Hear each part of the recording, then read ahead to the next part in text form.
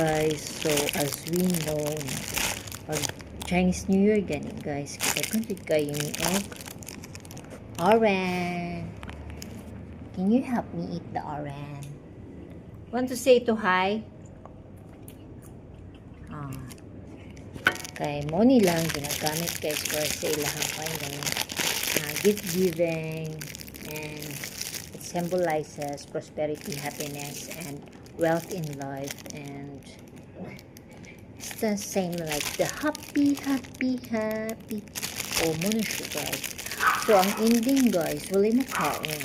So ako na lang magkaon. Kaya ako na lang para ako na lang ang mahimo happy. Walay makaon guys. Kana iyaha guys, yung orange kay kanang kagmay na yang gusto guys. Hindi siya gusto dagko. Kani mga dagko. Basta madugay ba siya guys no, kay mawala na iyang water, mawala na iyang water juice. So mahimo na siyang dry orange.